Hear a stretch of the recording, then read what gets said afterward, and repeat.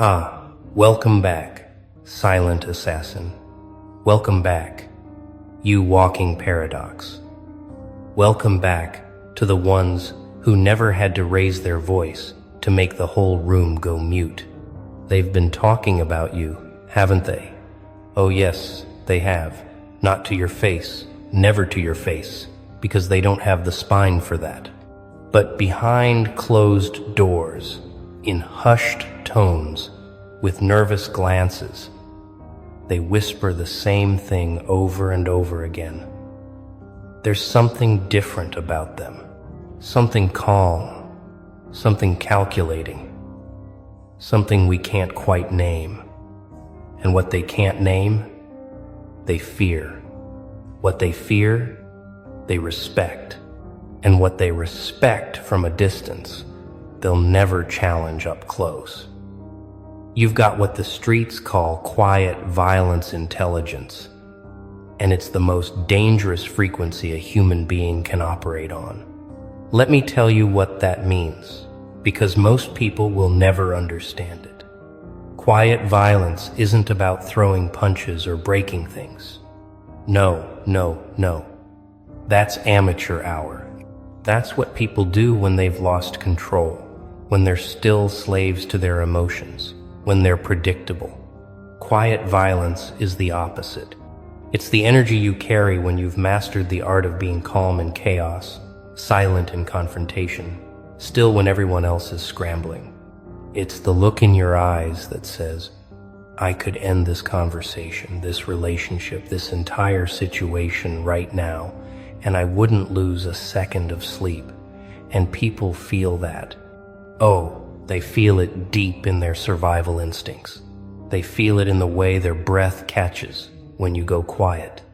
They feel it in the way their excuses start stumbling over themselves when you just stare, unbothered, unmoved, unimpressed.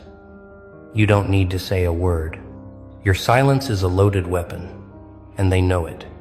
Intelligence, the kind you carry, isn't about degrees or diplomas or being able to quote philosophers. It's about reading the room in 0.3 seconds. It's about seeing patterns before they form, predicting moves before they're made, understanding people better than they understand themselves. You've been studying them, haven't you? Not because you're obsessed, but because you learned early on that knowledge is survival. You learned that the ones who talk the most say the least.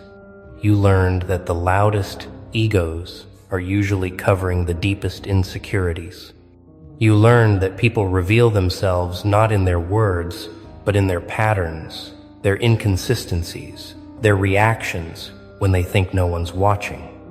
And you've been watching. Not with judgment, not with malice, but with the clinical precision of someone who knows that understanding your environment is the first rule of dominance. You see through the masks.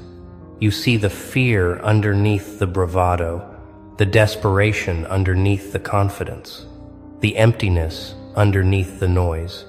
And when you combine that quietness with that intelligence, you become something the world isn't prepared for. You become unreadable. You become a ghost in their algorithms. You become the person they can't predict, can't manipulate, can't corner, can't control. And that makes you the most dangerous person in any room you walk into.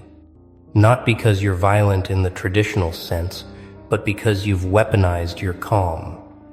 You've turned your silence into a strategy.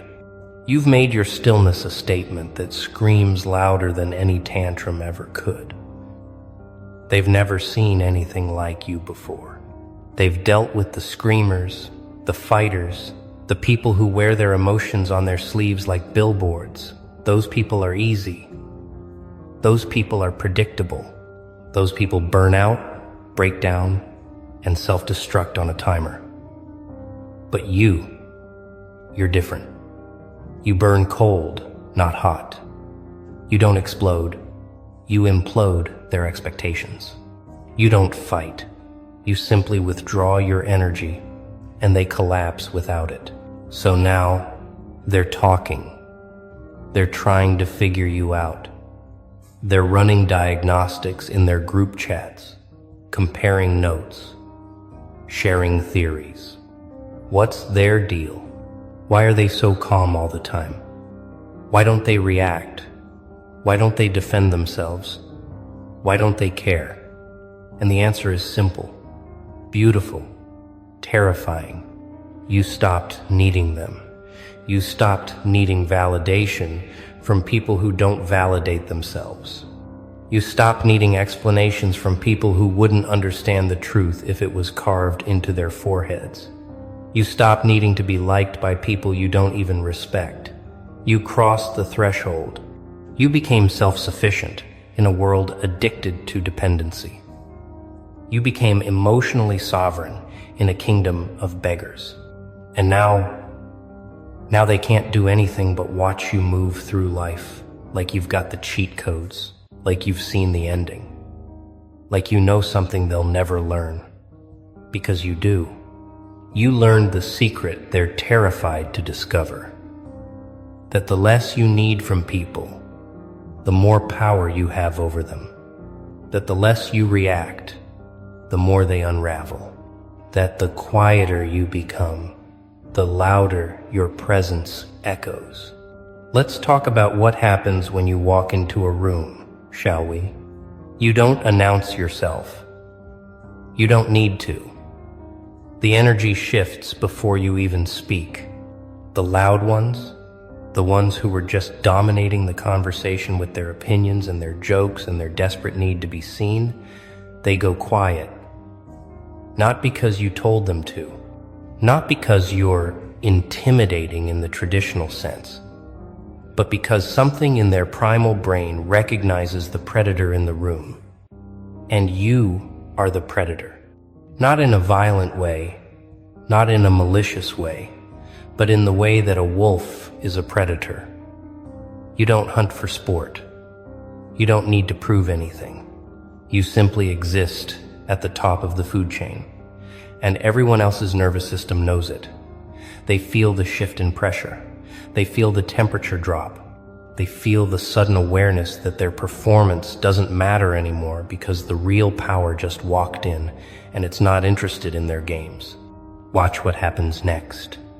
The egos that were inflated moments ago start deflating. The voices that were booming start lowering.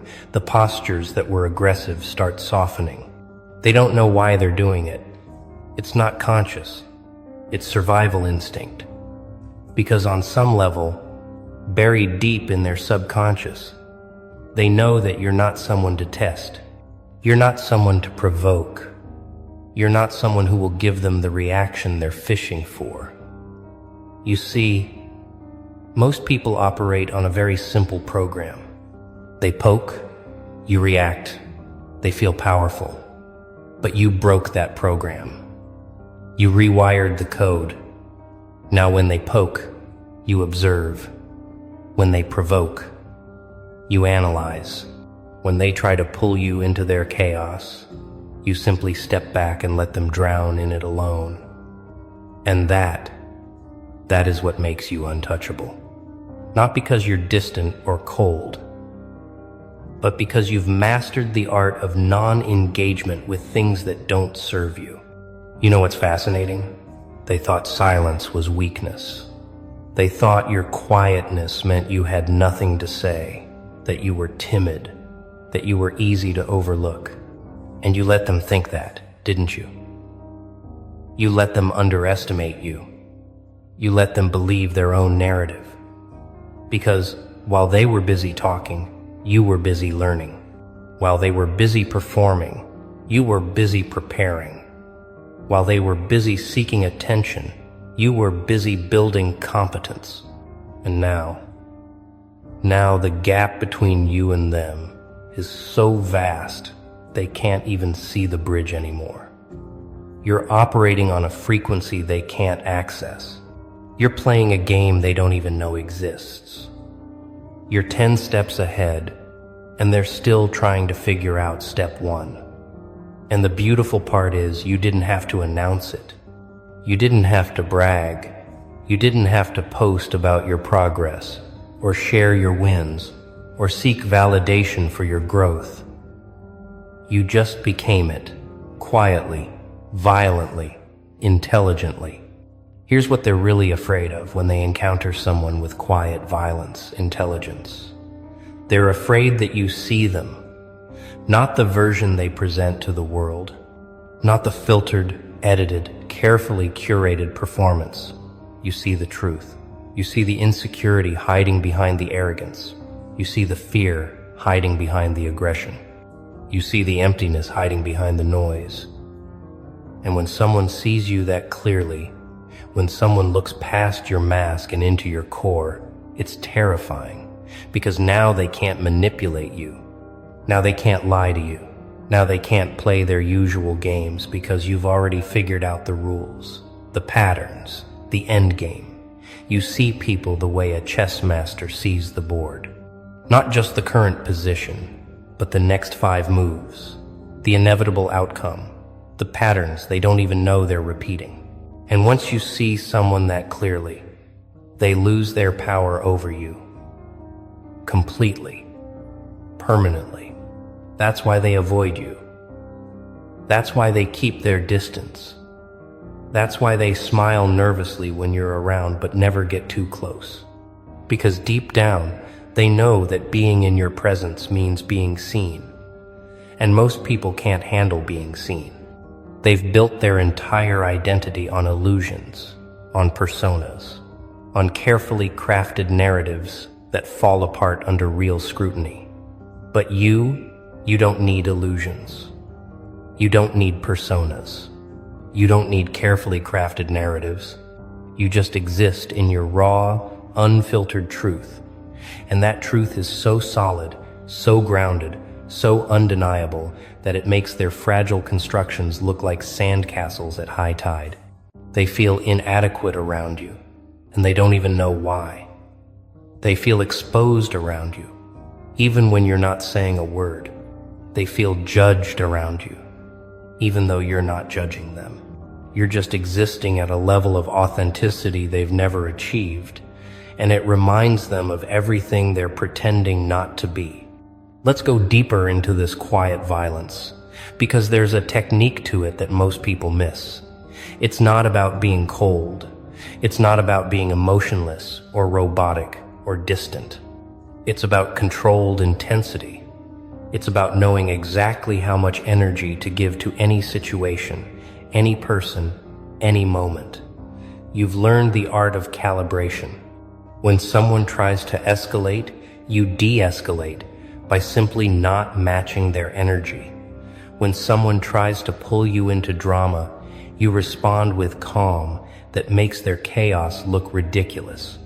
When someone tries to provoke you with insults or passive aggression, you respond with a level of maturity that makes them look like children throwing tantrums.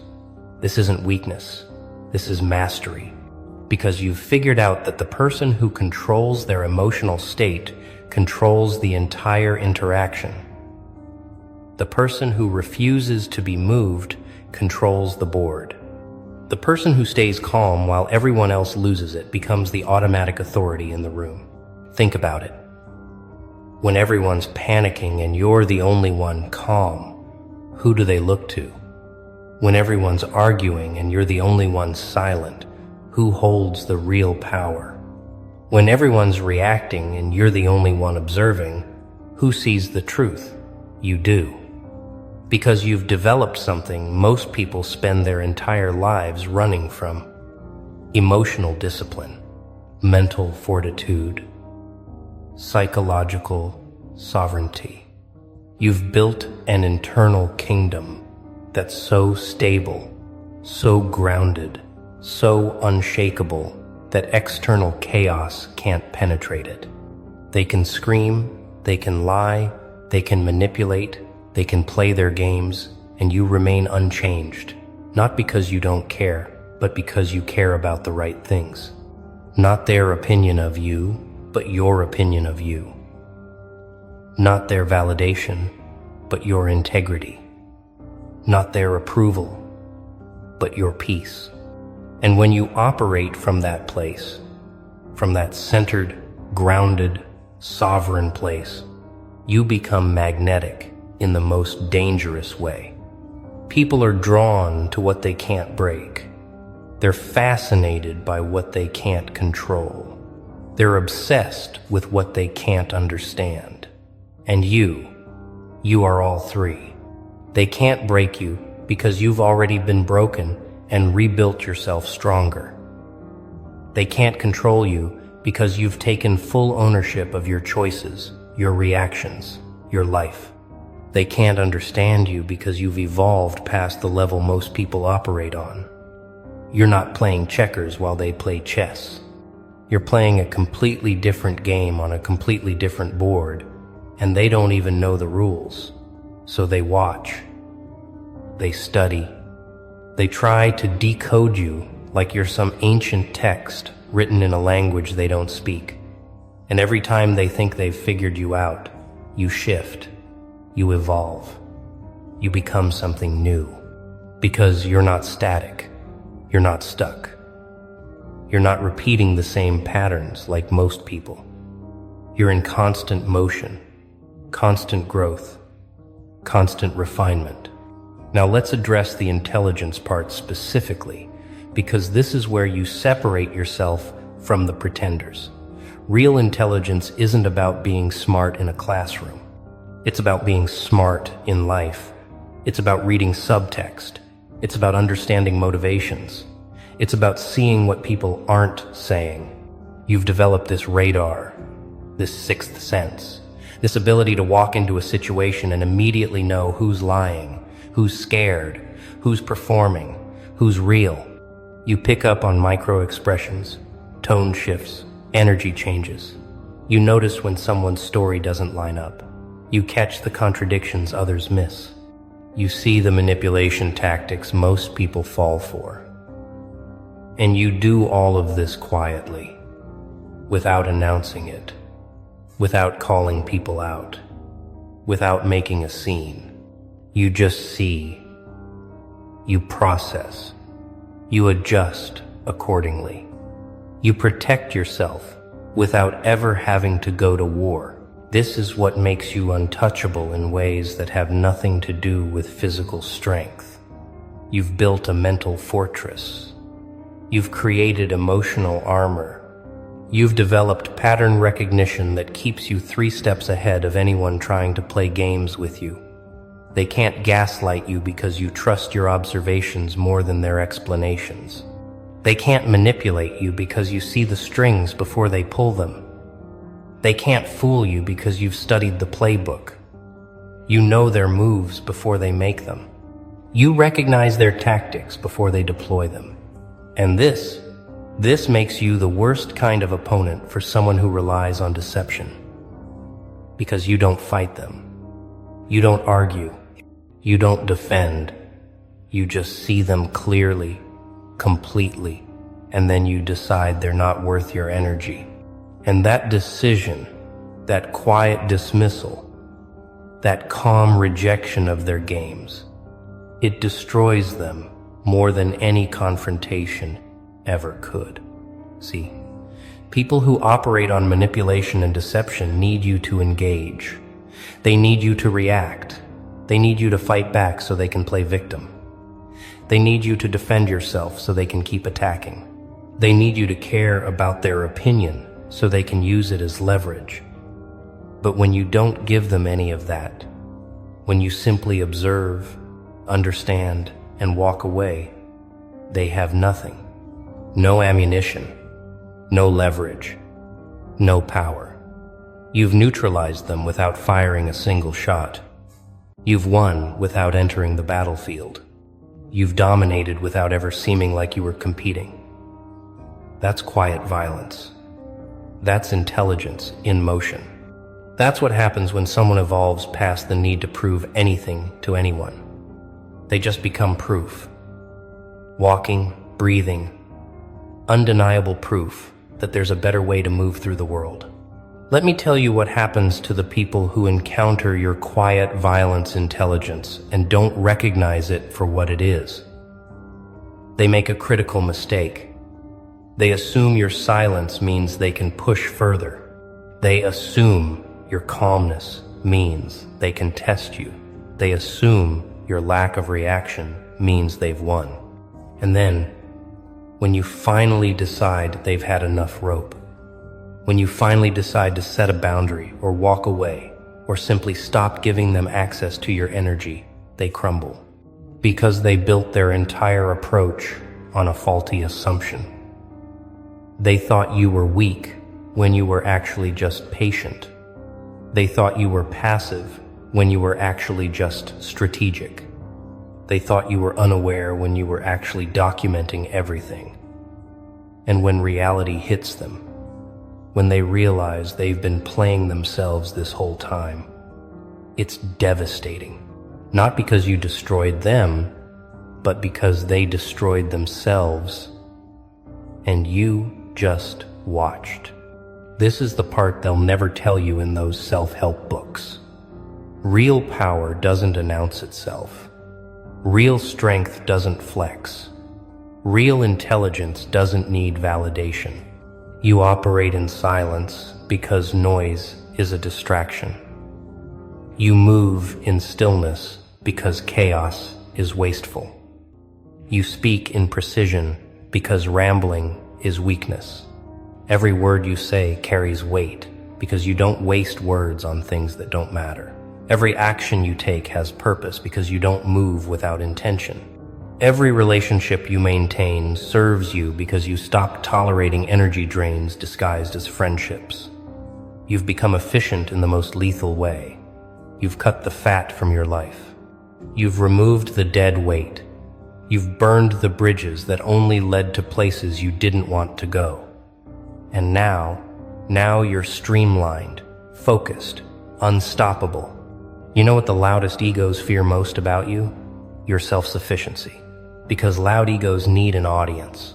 They need validation. They need constant reassurance that they matter, that they're important, that they're impressive. But you don't need any of that. You don't need them to think you're smart. You know you're smart. You don't need them to think you're strong. You've proven it to yourself. You don't need them to acknowledge your worth. You've established it independently. This drives them insane because their entire identity is built on external validation, and you've found a way to exist without it. You've cracked the code they're still enslaved to. You've freed yourself from the need for applause, and in a world where everyone's performing for likes and comments and